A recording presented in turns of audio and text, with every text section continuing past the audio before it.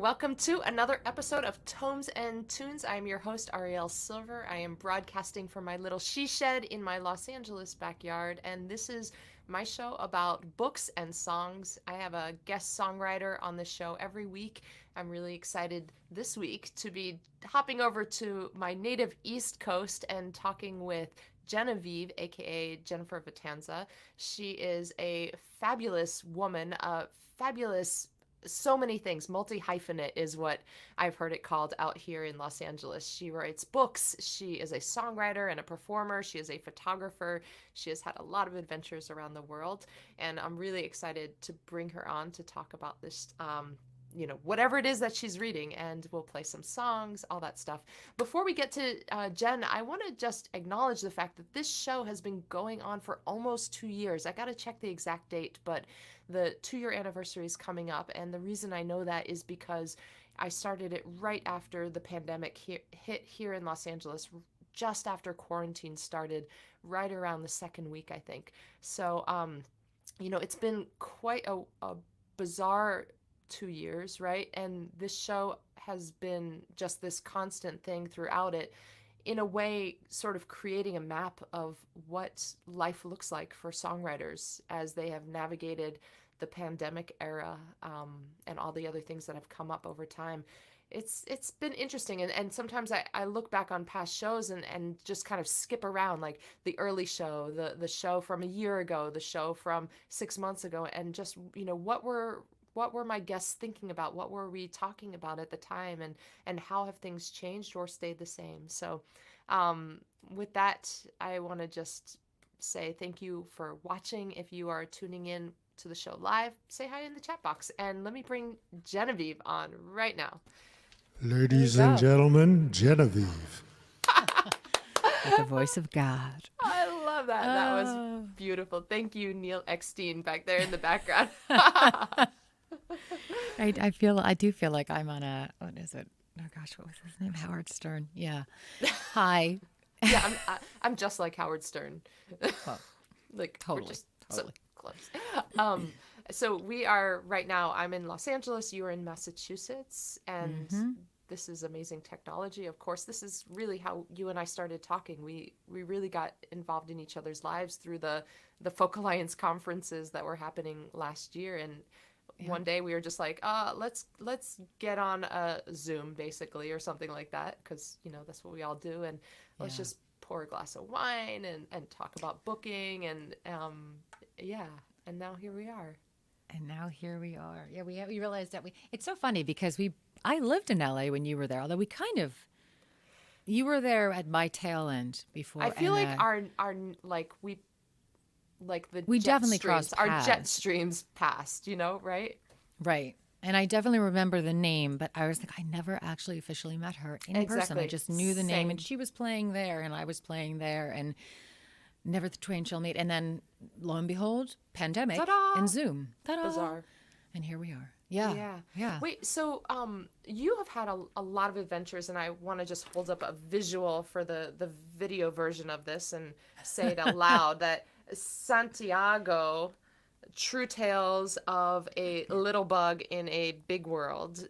You wrote this book. Yeah, and so this is a book about bugs. You have a thing for animals. You lived in Africa for a while shooting with a camera animals, right? Yes. Making it I was about to say shooting animals, but I realized I really had to make that distinction. Photography. Yeah, that would be a very different conversation. Yeah, and you've also had this career as a songwriter, and so I'm curious right now at this precise moment in time, where is songwriting in your world? Like, as a performer, as an artist, as a writer, what does that look like for you? It's a combination of things. I think prior to moving to South Africa, I was a touring musician, and I was on the road pretty consistently. I think the last year before I went overseas, I played 248 shows, and I was like, yeah, I'm done. I can't. And I was so fried. And I'd initially just gone on vacation and then just ended up saying, yeah, I'm just going to stay. And I love performing. I really do. But for me, my passion with music has always been in the creation of it. Like I love being in the studio. I like production and engineering. I love arranging.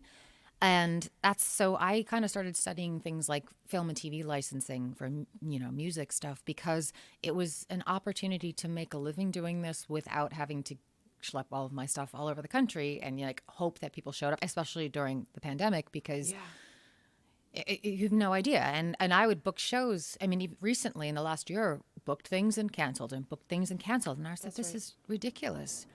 And as much as I love to be in person, and there's nothing that will ever beat being in front of an actual audience and that interplay and that energy, I'm okay doing live stream stuff. Like, to me, it's a lot less stressful. I can, not wear shoes. I'm in my, I don't think you can see them, but they're llama socks. I love llama sock. What's a llama sock? Llama socks. They have they're pink with little llamas on them, and they've got little grips on the bottom, and they make me very happy. Yeah, like most of the time I don't even have shoes on, which, isn't necessarily different than when I play in the summer. But at the same time, it's like in, Massachusetts in January, not usually great to be running around like that. Yeah, yeah. But yeah, I just, so the music has gone more towards writing and recording and pitching. And then also I've realized that I've been helping a lot of people. I've gotten a lot of phone calls from people saying, hey, you understand this and you understand how, how to put your catalog online and how to tag things and how metadata works and how this and that.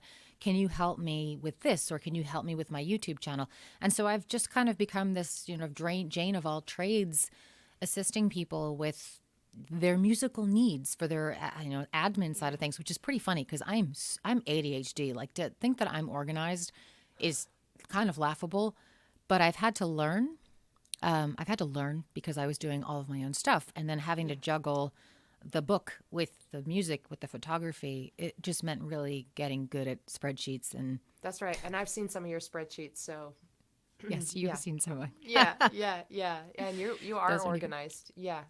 Beautiful. I have to, because there's I think there's some little meme, and there's two little people in it, and one of them has like this explosion of color and lines coming out of their head, and the other one is saying, "What's that?" And he's like, "That's my brain." Like it's there's always it's crazy. It's like hamsters at a rave or squirrels at a rave. It's just craziness. So yeah, that's the only way I manage to function. Or squirrels wearing hamster costumes at a rave. At a rave. There we go. Yes. Yes. Oh yes. I've also helped other artists with other stuff. For me, I worked in metadata for 12 years at a music company here in Los Angeles, but the thing that I tend to help other artists with is website building and stuff like that. Like, oh yeah, I have that. I mean, we don't even realize that we're developing those skills, but it's like, yeah, you need this page and you need that page, and it should be organized in this way. And, with the metadata, this is your song, and you're too close to be able to understand, what are the elements that you need to extract in English language with a hashtag at the front maybe, or, whatever it is, so that other people can find it, so it can be cataloged. Yeah. Yeah.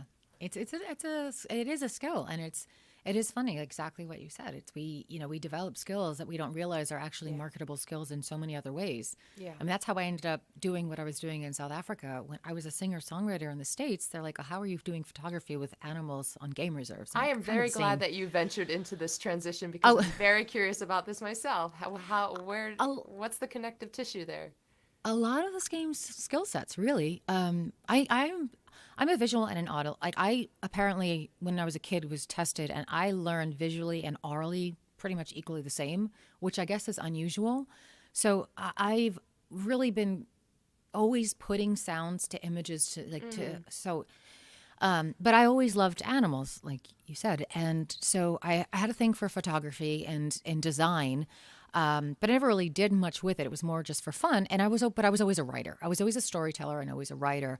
And what I found was I was really good at taking the more complicated material and kind of distilling it down so that anybody could not just understand it, but enjoy it. In fact, one of my clients right now, I actually do some marketing writing on the side. And one of my clients is an obstacle company, and their basic thing is about how traumatic brain injuries affect your vision. And, first they were like, this is really complicated stuff. And I was like, like Alice down the rabbit hole. Cause I was like, this is so interesting and fascinating, like how this all works and how these, determine how that's going to go and how this connects to that and blah, blah, blah. I love all that stuff. And so, I'm totally a nerd but I'm good at making that kind of information accessible and entertaining. And so I just kept getting hired. I basically just sort of smooth talked myself into a job. And then it was just like, oh, yeah, sure, I can do it. I had no idea what I was doing. The fact that I made it and out of there relatively unscathed is a miracle. I just kind of was like, yeah, I'll figure it out. And that's the thing with music. That's the same. I think with most things in life, you just have to go with the mindset of, I'll figure it out. You have to have enough confidence in yourself. You might not have the hard skill, but you have the soft skill to learn it. So right. And the skill of being able to communicate is huge. The skill of being able to read people and communicate effectively and say, and like sort of, especially with, understanding people's needs and being able to preempt them. I love meeting people and like learning what their skills are and what their strengths are and like putting people together so that their strengths complement each other. Because I feel like we can certainly spend a lot of time focusing on our weaknesses, but I feel like maybe it's not the right way of doing it, but it works for me. Right. Like, why focus on my weakness? Right. I should just really, really focus on my strengths and build them up even more so that I'm better at them. And let somebody else who's really good at my weaknesses be on my team with me, and we'll work together. They're playing to their strengths. I'm playing to my strengths. Everybody's happy. It's working great, Yeah. So, you're very good at peanut butter, and I'm very good at jelly. We complement each other rather than I'm jelly, but I'm trying to be peanut butter, right? It's like, don't try to be peanut butter. Don't worry about that. Yeah. Right. Yeah, I got that covered. Yeah. No, but it's so true. I mean, and that's basically how I ended up. I mean, I went over on vacation visiting a friend, and then I just fell in love with it. And I was doing some work in one of the game reserves as part of a volunteer thing. And I fell in love with it. And then I met a South African guy, and I was like, you know what? I'm just gonna move. So I did. How long were you there? 8 years. Wow. Okay. Yeah. Yep. Maybe this is a good time for a song break. Oh, Do you have okay. a little musical interlude? We'll continue the conversation afterwards. Yay. Sure. So I'm actually going to do something that's new. I started writing the song a while back, but then I don't know if you do this, but I have a habit of like starting a song. And then, 10 years later, I'm thinking, I should probably at some point finish that. This wasn't quite that long, but it was started. The melody for the chorus was started about 3 or 4 years ago. And then I just left it and then picked it back up again. And so now this is the first time I'm playing it. So I have the words.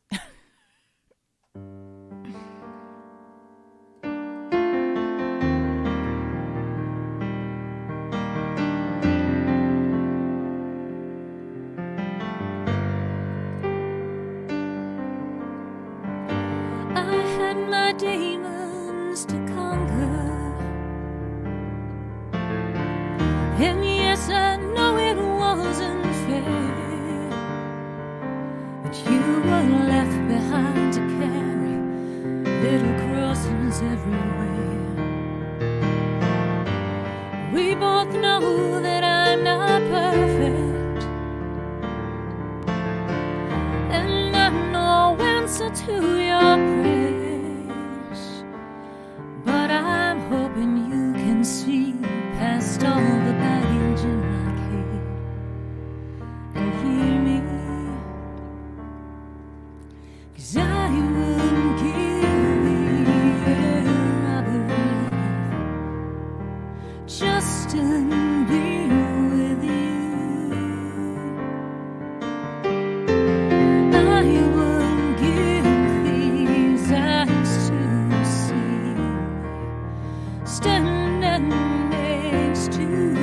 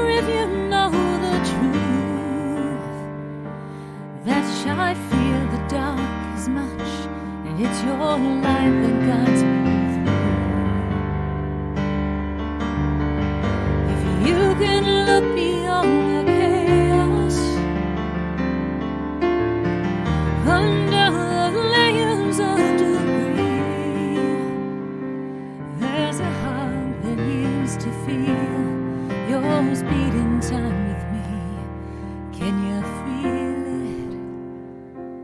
Can you hear me?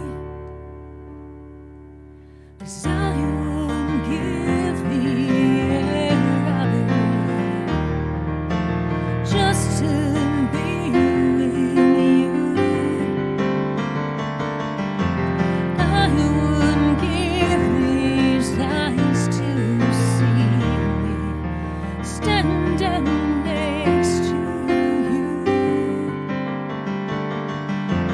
I would cross the mountains, I would cross the sea, I would cross the devil himself if it brought you back to me. I would stop the turning of the earth so you believe. I wouldn't do anything. I wouldn't do anything. 'Cause every one of us is searching, and I found the love that I need. But I know that I am broken, and I bleed more easily. But if you look beneath the surface, there's a faithful heart beneath, loyal to the one who believes in me. But I wouldn't give the air I breathe just to be with you. I wouldn't give these eyes to see standing next to you. I would cross the mountains, I would cross the sea, I would cross the devil himself if it brought you back to me. I would stop the turning of the earth so you believe. I wouldn't do anything.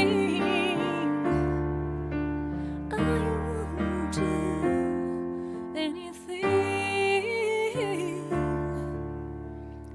I would do anything.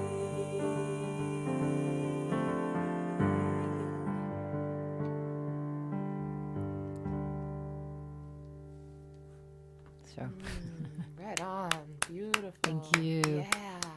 I love the harmony. I love the changes, the piano accompaniment. It's beautiful. thank you. Yeah. Yeah, Well, it's one of those songs that I feel like it's gonna to produce it. I want more going on, and I feel like if I just play static stuff with the piano, it's not going to give the. It's not. I don't want to produce it with all the piano stuff going like that, but to give the feel that I want movement with it. Sure, yeah. Yeah. Otherwise, everything's a ballad. Yeah. What was the seed for that song? Can you trace? You said that you started it quite some time ago and kind of put it aside, but do you remember the very beginning of that song? The seed. Yeah. So interestingly enough, like the idea came from me a long time ago with my first fiance, who was just like the most chill, easygoing guy in the world. And I sit there and wonder sometimes, I'm like, what was I think? Why did this relationship end? It's totally my fault. It's not like he's great.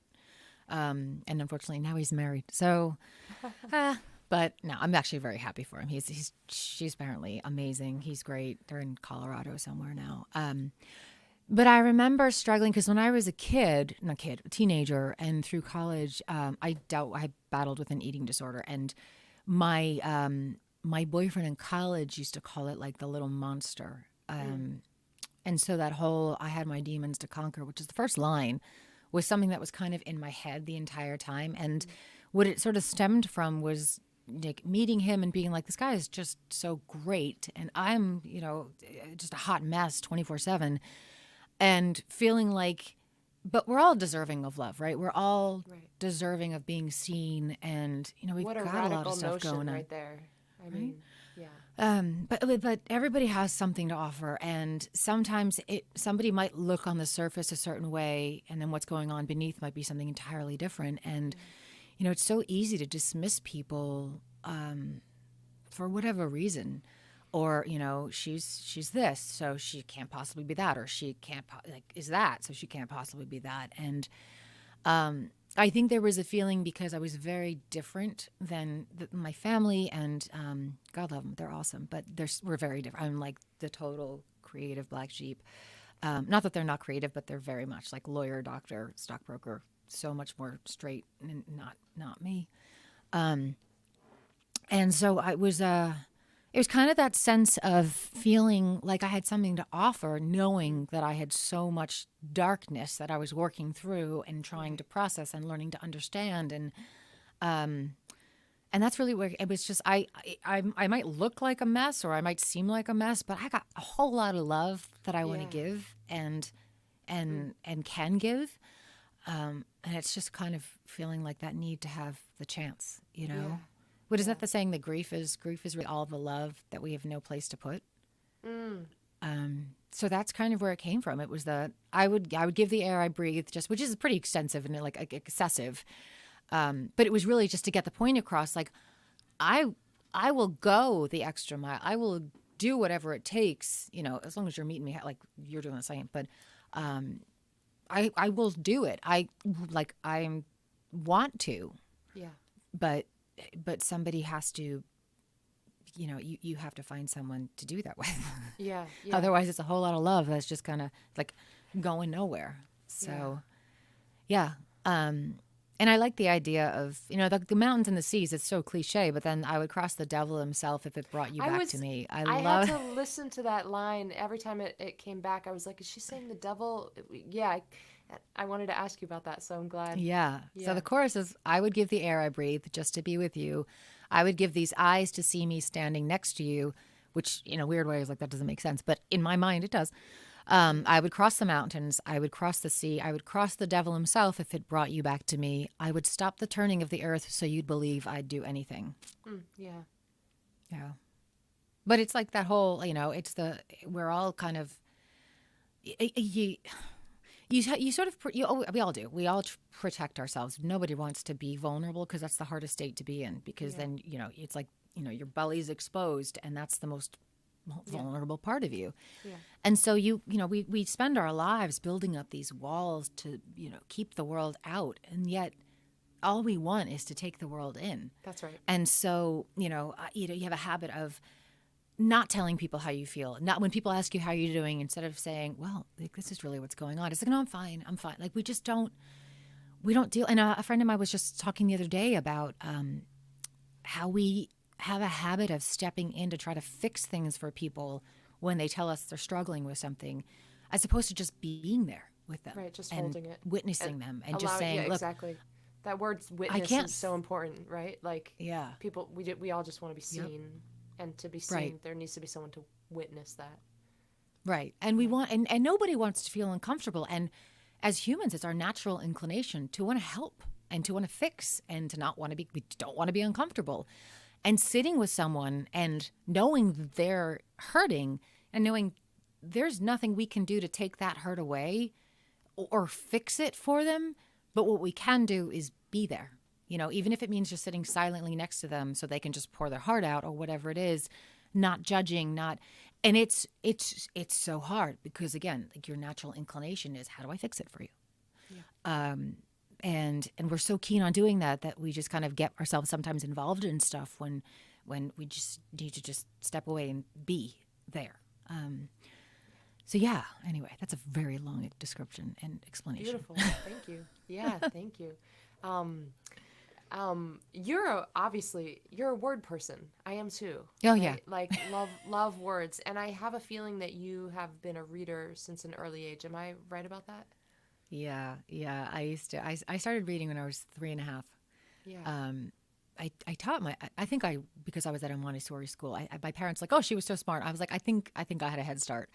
and a benefit from going to a Montessori school. But I loved books. When I was a baby, my mom, they used to put Richard Scarry books. Do you remember those? Lowly Worm? And I love them. My mom used to say that she was always worried that I was like dead because I wouldn't cry when I woke up because I had all these, I would like wake up and just be going through these books and sort of humming to myself. Yeah. I was perfectly content, and books and music sort of became my two best friends growing up. It was always anytime something was happening in my life that was bad. And also because my siblings are quite a bit older than I am. So even though I have 4 older brothers and sisters, I really grew up alone, but not as an only child because my parents had 4 other kids to pay attention to. It was really just make sure she's alive and she'll fend for herself. So I kind of always did. And I didn't have anybody to confide in because I didn't have anybody close in age to me, and my closest sisters still are 16 years older than me. And so I just, was kind of always on my own. And so I just very much just got into my music, my piano. I think one of my essays for college was about my relationship with my piano, which might have maybe not gotten me into schools. I don't know. They might have been like, I wanted to ask you about the piano too, actually, because it's an instrument that a lot of people start on. And yet, as songwriters in the songwriting community, at least, maybe it's because I'm a guitar player, but it feels so refreshing when I see a piano. I love the guitar as well. I love my guitar songwriter friends. But do you feel that way too? Do you feel like the guitar is more common in venues? Because it's easier to carry around. Okay. Oh yeah, my gosh, and so what did you do? honestly, what do you do when you travel? I mean, those keyboards are heavy. Piano. Yeah, I have very strong arms and back problems. No, I do, and that used to be my exercise routine. And my mom used to ask, she's like, "How do you guys stay in shape?" And I said, "Do you see what I carry around daily?" I found the lightest keyboard I could find that still had weighted keys, and just go from there. So, but I was just. One of my brothers played the guitar growing up. One of my brothers played the drums. So it almost seemed natural that I would fall into another instrument. Pick something else, Yeah. And when I was a little girl, I think I was 6 years old, my mom used to play. I don't know. I've never heard her play since then. But my dad got my mom a piano when I was 6. Oh, so you had one in the house. We had one in the house, and I was just fascinated by it. And so I would just go and sit down and play, and it just became a thing. And I don't get that. I love the guitar, and I'm terrible. Terrible. Everyone keeps saying, you need to practice. I'm like, I do practice, and I'm still horrible. Like, it just doesn't make sense to me, but I love it. And it's certainly a lot easier to carry around. It's that's the reason it's a folk instrument, is because the folks can carry it around, right? With piano, did you study classical piano, and then at some point, how did you make the leap from, because these are two different things, right? Like playing an instrument and writing songs on an instrument, writing music on that instrument. Where did that shift come from for you? I don't even know if there was ever a question. I was always sort of making up music as I was playing it because I didn't know how to read it. So I was like, well, I'll figure it out. I always played by ear. And I would just pick things out and figure things out, really. And in terms of writing, because I was always like putting music and lyrics together, I was always a writer in general, and I started out writing poetry, and which is really not the best way of going about it, because you think, we'll just make a poem and put music to it, and it doesn't actually translate quite that. Sometimes it does, but most of the time not quite so perfectly. That's right. And there's also the rhythm and the cadence, and having things like the structure with a chorus or a tag, and which you don't usually do in poetry, like the refrain, all that stuff. So I started writing poetry, and then was playing around with the music, and would put the two of them together, and then started like just deconstructing songs that I'd hear, and be like, oh, well, it really should have like, I started out very much the verse, chorus, bridge, chorus, and then playing around with it and being like, well, you don't have to do it that way. You can do it like this, or you can rearrange this, or, and then I just started putting the stuff together. In my first song, though, it was hilarious, and this is like totally not surprising in how I ended up in South Africa, but my first song was about the ocean and protecting the ocean. My parents were like, what is this? Who is this child? But I was very proud of myself. Yeah. Way too serious for like, a 10-year-old, but it was, But it just became my way of getting through things. And so it's been, I tend to write. I realized, when I first started writing, which was really after, like when I really first started sitting down and doing this seriously was after college. Yeah. And I would write songs that made me feel better, or that were just my, which is I think what a lot of people do when they start. Yeah. And I'd write these songs because I was in a tough space, and they were meant to just lift me up. And then I realized that a lot of other people were connecting to them as well. So I was like, oh, okay, I'm not alone. That's right. So, yeah. Thank you. So obviously this is Tomes and Tunes, and I always like to find out what folks are reading, what kind of books you like to read now. You've been reading your whole life, but what have you been reading lately? I have been reading. I'm the person that reads like 3 things or 4 things at one time. Yes. Yeah. Me too. And depending on what mood I'm in that day, I'm like, well, I'll pick That's up this right. one today because I just can't.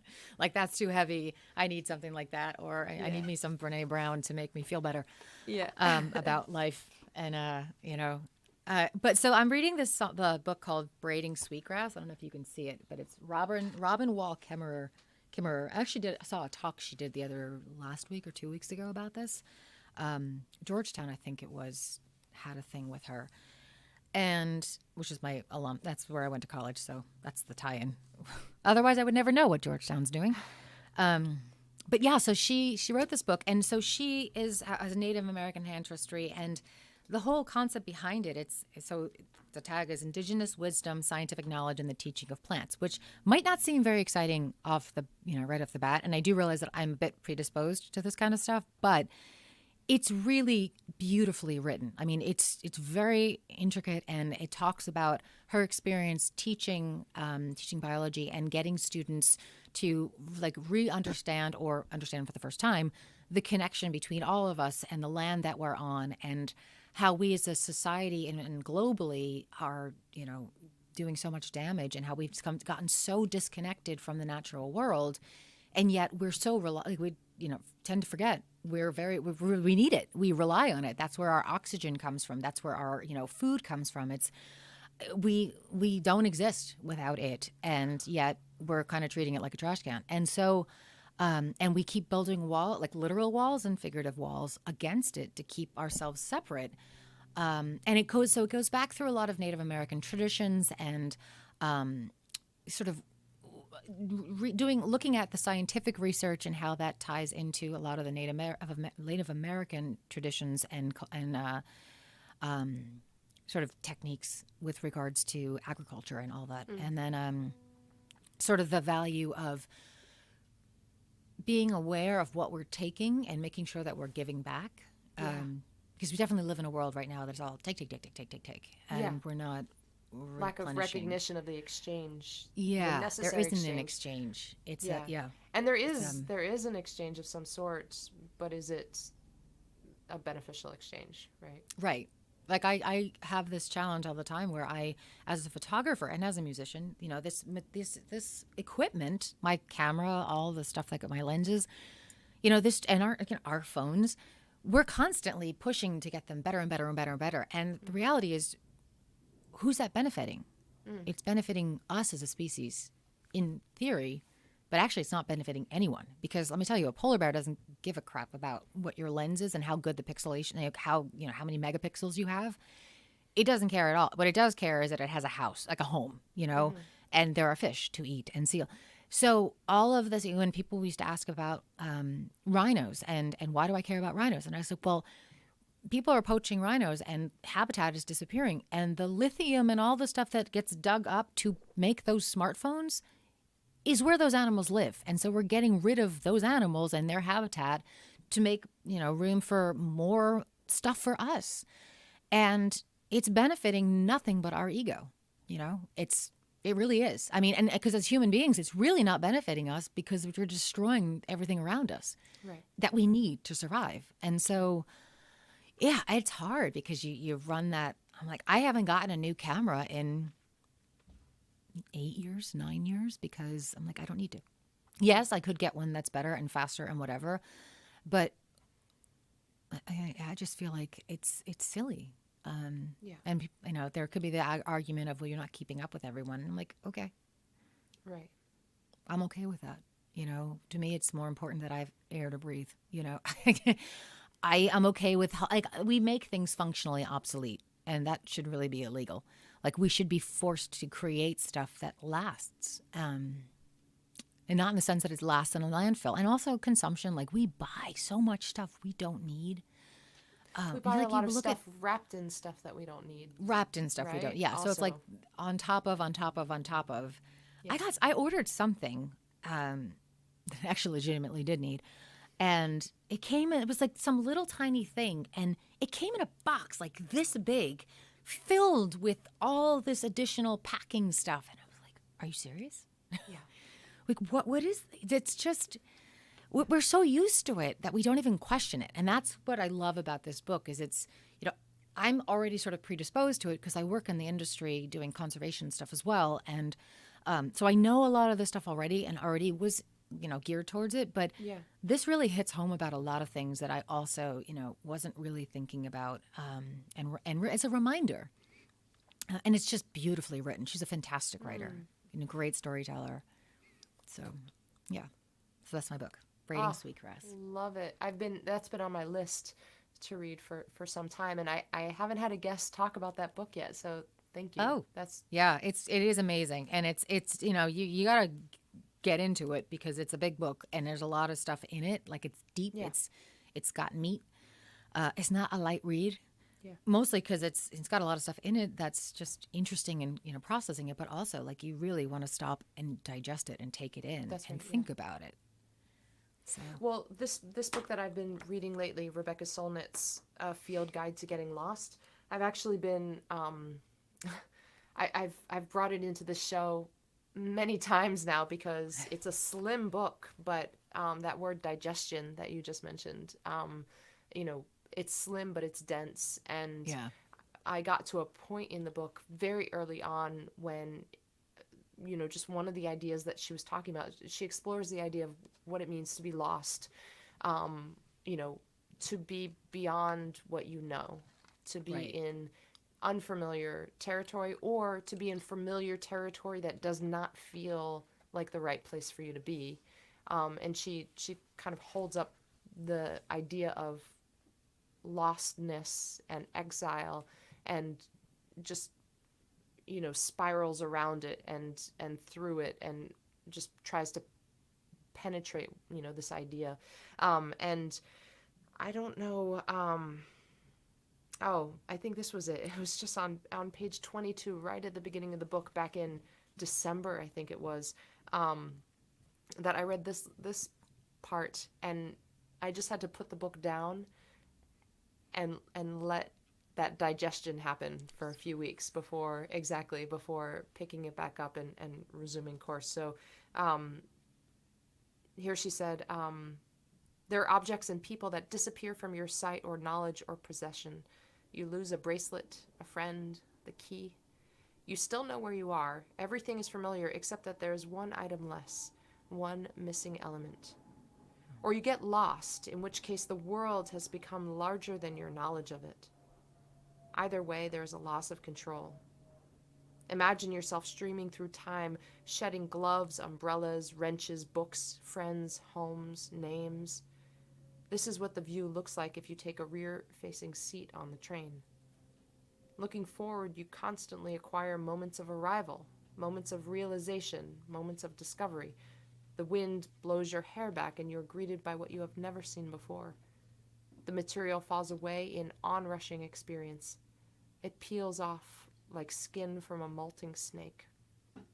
Of course, to forget the past is to lose the sense of loss that is also memory of an absent richness and a set of clues to navigate the present by. The art is not one of forgetting but letting go, and when everything else is gone, you can be rich in loss. That paragraph just sent me for weeks, right?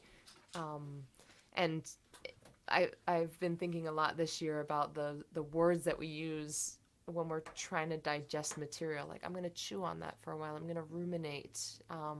all of those digestion words, and just like the Yep. process of trying to extract the nutrients and what we can learn from it, and then just let go of whatever is not needed, right? Not useful. Yeah. Yeah, exactly. And she just has a way with words too, and just like she and Annie Lamott, like just getting you in there and just oh. That's right. Just yeah, she's an incredible writer. Do you have And it is funny. Loss is just one of those things that, again, being comfortable or uncomfortable, like we can't control it, and so That's right. it is that much harder. Yeah. How do we allow loss, the inevitability of loss? How can we grapple with that, become okay with it, still grieve at what we're losing or what has been lost, but also at the same time recognize that it was an inevitability. Right. Some I think that there's a different kind of grief when you're talking about grief that also accepts the loss. Then you're just feeling what you're feeling about the loss. But then there's the other kind of grief where you're feeling what you're feeling about the loss, but also you refuse to accept the idea of loss. Right. I guess that's that denial state that people talk about. But Yeah, it's because it's permanent. There's a permanent. It's gone.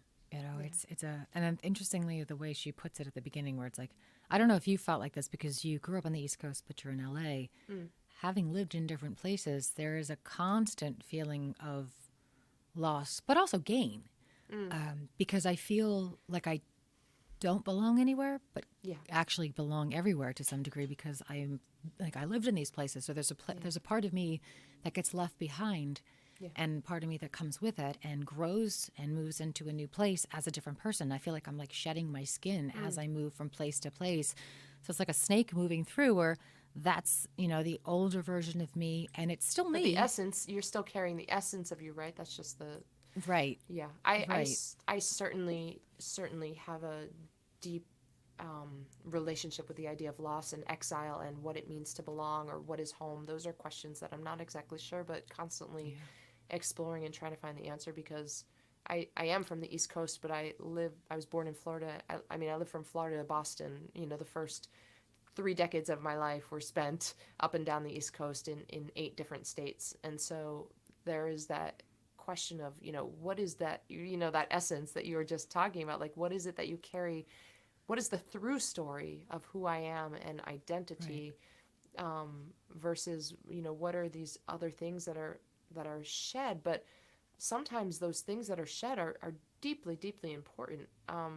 Your relationships with people, for example, that particularly prior to the World Wide Web, those relationships that we lost, because of, I feel that acutely because my brother passed away just before the pandemic. So it was just someone you always thought was going to be, you always thought they were going to be there, and then not. And especially because this past 2 years I've had so many medical things, and he was a doctor, and so he was always the guy that I call. He was my go-to, and this going on, and Pete, what's this? And he would give me this whole, and he was amazing in terms of, I didn't appreciate it at the time, just how good he was at what he did. But he would be able to just rattle things off, and then I'd go and have a follow-up with my actual doctor wherever I was, and they would say, oh yeah, it's this, this, and this, which is exactly what he would say. And he would tell me this over the phone, not even seeing me, just from the symptoms that I was telling him about. It was like he just knew. But yeah, it's that sense of, never. It's hard to let go of things. I mean, it's hard to let go of things, period, because especially if we don't want to. It's a lot easier to let go of things you don't want. Yeah. But some things we go kicking and screaming, though. We dig our fingers, and we do not want to let that go. Yeah, and we do that sometimes with things that aren't good for us either, just because they're comfortable. It's like what you stick with the pain, because at least you know it. Or it's like, I'm thinking back to what you said earlier about eating disorders or disordered eating, however it manifests. It's like, this is dysfunctional, but this is allowing me to control the things that I can't control. Right. So even sometimes we hold on to the thing that is not beneficial to us because we're trying to construct, some kind of solidity or fortress or some kind of protection against these other things that we don't have any control over. Yeah. And that's the thing, is that we're just very geared towards control. And when that gets taken away from us in some capacity, it's like we just don't know we don't know how to cope with it. And the thing is, not having control is not a bad thing necessarily, but we've constructed a world that is all about not just control, but like tight control. It's everything's micromanaged. It's blah, blah, blah, blah. There is no just let it be, it's becoming more and more prevalent, but for the most part, there's still this, well, you have to be here and do this, and that's how it is, and blah, blah, blah, blah, blah. It's like, well, just let it happen. And I think that, that's kind of what was fun for me of moving to South Africa. I had no idea what to expect. Yeah. Truly. I mean, I'd been there just to visit, so I'd been there, but I have no idea what living there was like. You go on a vacation somewhere, moving there is a whole different ballgame. You're talking about the whole new banking system, a whole this, that, everything. They drove on the other side of the street. Most of their cars were manual. I was like, I don't remember I don't think I ever learned how to drive a stick shift. I had to learn on a game reserve with elephants coming at me. It was just, you'll just have to just say, what is the carry on word, like Jesus take the wheel? It's just, you just let it go and say. That's funny. I was thinking of the same song. Because you can. It is so hard to get to that point to say, I cannot control this. I can only control. I can control my reaction to it. Yeah. That's it.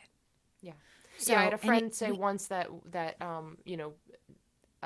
something like 20% is what we can control, and 20% is what other people, it's under their control, and the rest is just asteroids and chaos, and that was the inspiration for a song that I wrote called Asteroids and Chaos. But it really it hit me like it's like, okay, right, when we can accept that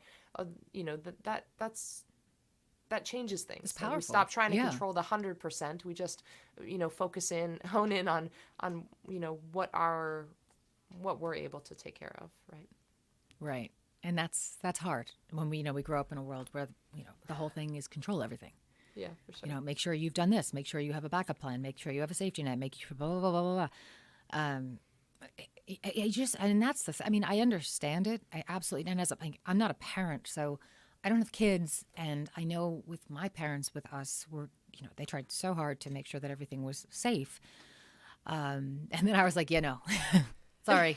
I'm just thinking you have 5 kids, right? So yeah, no. And then I was definitely the wild card on so many levels. They're like, you're going where? What?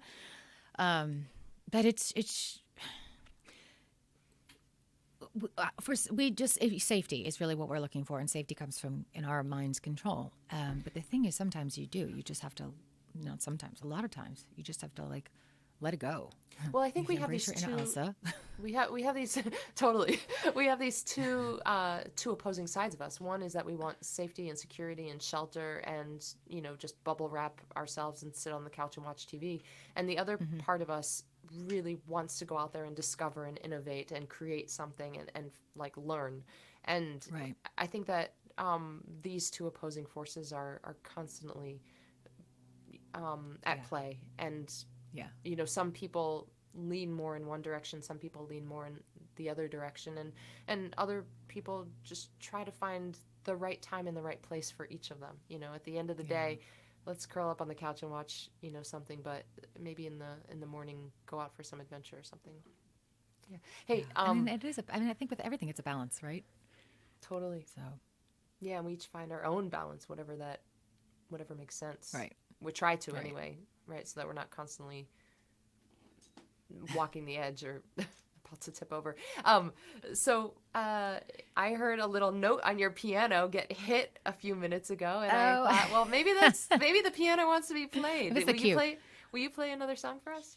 I will. I'm actually going to do. So I worked on a song. I wrote a song with a guy named Tom Prascher, and it was sort of a bit of a pandemic song. And I changed one of the lines. I don't know if he knows this, but I changed one of the lines so that it was a little less pandemic oriented and a little bit more broad. And it's interesting. It's kind of along the same lines of what we're talking about. It's called "It Depends on the Day." And it's really just, interpreting things and dealing with them as they happen.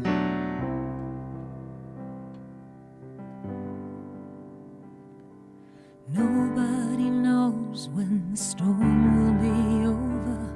Some say a long time, some say it draws closer. Sometimes you can take it, whatever they say. Sometimes you can't. Depends on the day.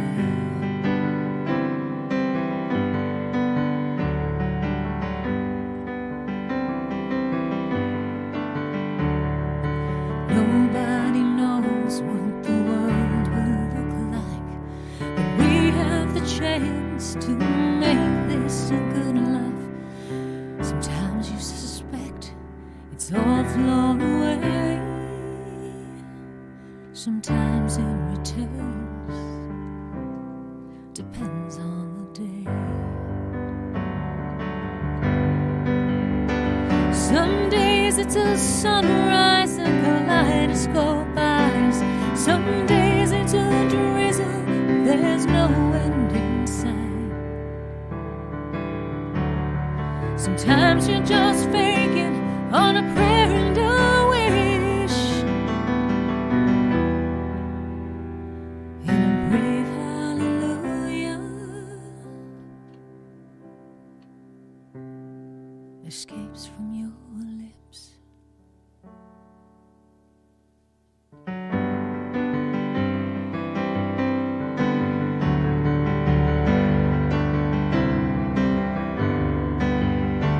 So many old songs, just know it's okay if you're not really sure you know how to play it. You'll find your own tune to guide your way, and whether you sing it depends on the day. Find your own tune to guide your way. And whether you sing it, oh, whether you sing it, whether you sing it, oh, whether you sing it, whether you sing it, depends on the day.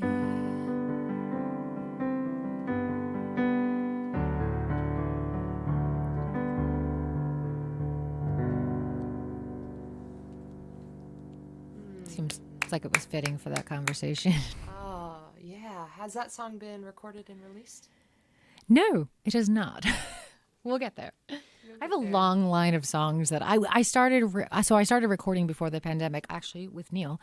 And we had like 12 songs and then realized they kind of didn't really just work on one, as one collective. Yeah. So we broke it into twos of six.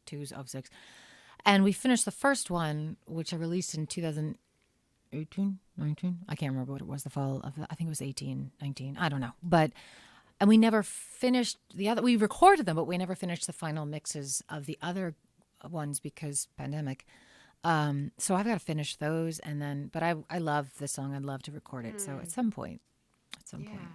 Yeah. I like that song a lot. Yeah, beautiful. Thank you. I told you before we went live that my kitty is in the vet today, and so I have to unfortunately cut this show a little short. But before we go, I'm curious to stay with the song that you just played and just hear a little bit about, you said that you co-wrote it. Where was the seed of that song? What was the process of co-writing like?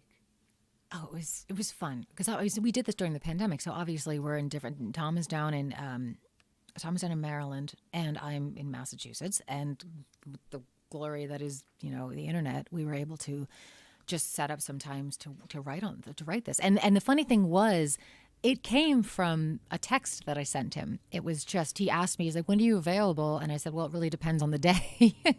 And did you catch it or did he catch it? Did he say, well, we both kind of did.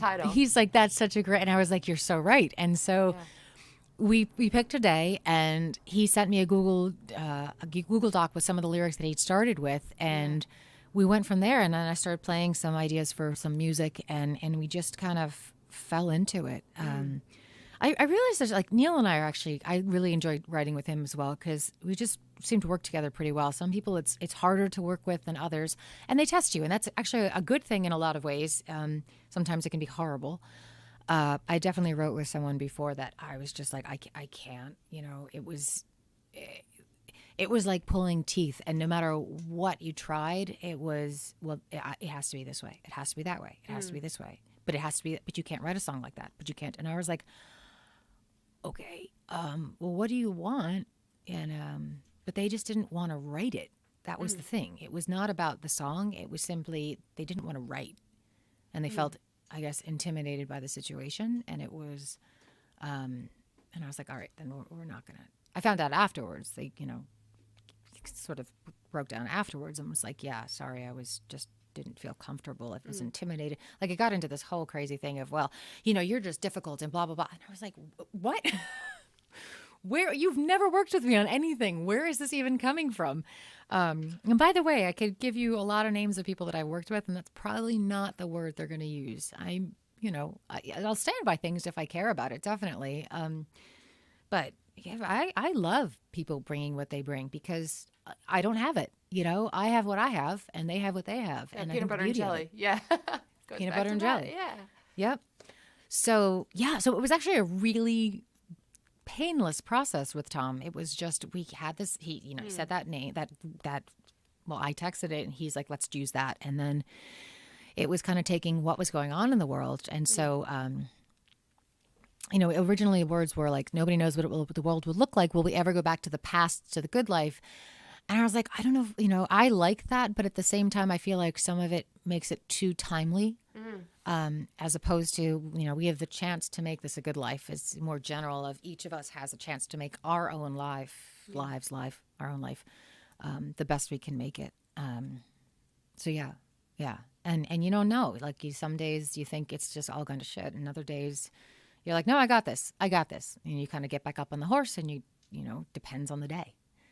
So, like you said, some days you want to just Netflix and chill, and some days you're like power. Like that's how I operate. On any given day, I might be like crazy productive, and then the next day I'm like, I can't function. Yeah. I've learned to, on those days, it took a long time, say, okay, I'm not going to do that today. I'm not going to waste time forcing myself to do something because it's just not there. It's not there. I think that when you're pouring out, creativity needs to be replenished as well. So it's like a day that is incredibly productive, or a time period longer than a day, whatever it is, inevitably what follows is, you got to let the field life fallow. Just allow, exactly. Receiving rather than creating. Yeah. That, you got to feed it. Consumption part of it. Yeah. Right. Getting back to the food. It comes back to it. Yeah. Jen, it has been so great getting this chance to talk with you. You're a delight, and I can't wait for us behind the scenes to continue the conversation. But alas, for today, I have to go. We call her Meow take Meow. Care of your cat. Yes, I gotta go pick up Meow Meow. Yeah. I love that that's your cat's name, because that's what I would call a cat if I had a cat. Oh, why not? The vet, I give a more formal name for the vet, and but she's Meow Meow. So I call Eric's cats Meow Meows. Oh yeah. Okay. Yeah, I think it's like a general and a specific at the same time, sort of like the name Guy for a guy, right? It's like my name's Guy and I'm a guy. Meow, meow, right? meow, meow, meow, meow, meow, meow, meow. That's the voice of God. That's the voice of God. Thank you, Neil. Neil and Genevieve, have a fabulous rest of your day. Thank you so much for spending your time with me. Thank you for having me on. I appreciate it. It's been fun. And let's definitely, we'll catch up. Keep me posted on Kitty, on Meow Meow. I will. I'll let everybody know. Yeah. Cool. You stay there. I'll say goodbye to you behind the scenes. And I'll say goodbye to you right here. Thank you so much for tuning in to Tomes and Tunes, my weekly book talk and song swap with songwriters from around the world. Tune in next week at the same time for a new songwriter guest. And we'll just keep the conversation going. Until I see you, take good care.